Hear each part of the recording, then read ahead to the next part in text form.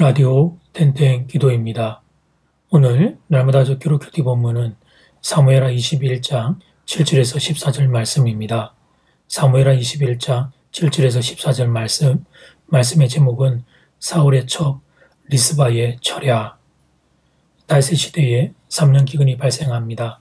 알고 보니 과거에 한 사건이 문제가 되었습니다. 과거 사울이 기브온 사람들을 죽인 적이 있었습니다. 기브온 사람들이 이방인이라는 이유 때문에 학살을 했던 것입니다. 이스라엘 땅에 억울한 죽음의 눈물이 맺혀 있었던 것이죠. 그 하나님이 그 땅에 기근을 내리십니다. 이 사실을 알게 된 다윗이 문제를 바로잡고자 합니다. 기브온 사람들의 요구가 무엇인지를 확인합니다. 기브온 사람들은 자신들을 학살했던 집안의 자손 7사람, 그들의 목숨을 요구합니다.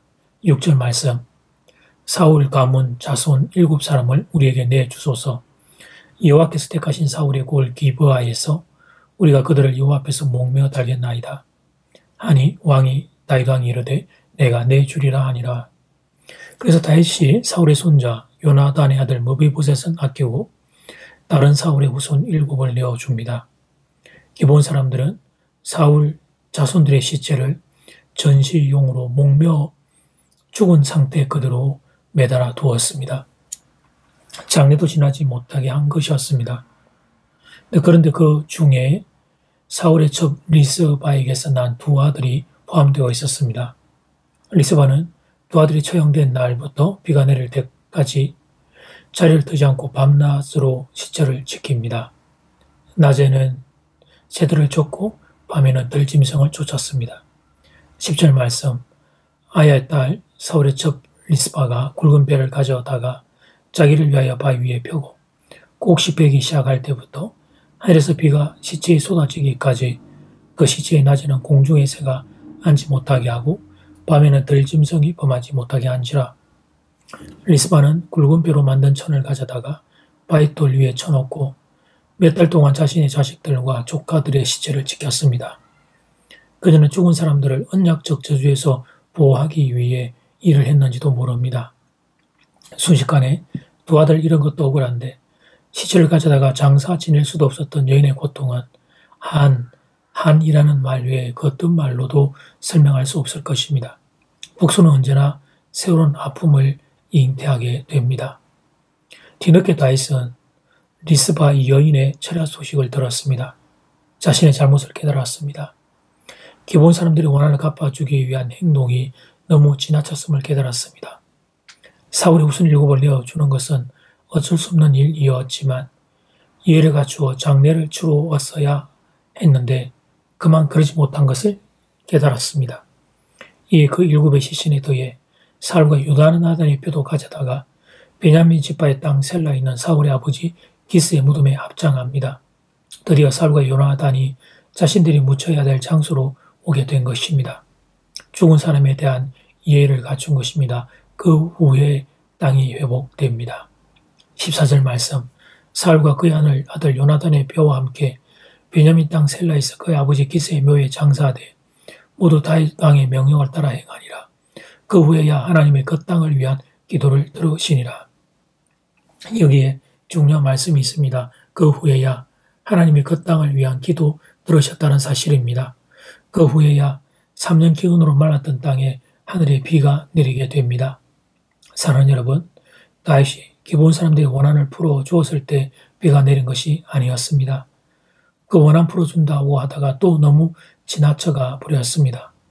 목매어 죽임당한 시신을 그냥 방치했던 것입니다. 원한을 풀어주기 위해 어쩔 수 없는 징계였다 하더라도 그 다음에는 예의를 갖추어 장례를 치루어 주었어야 합니다. 그래야 또 다른 아픔을 위로할 수 있기 때문입니다.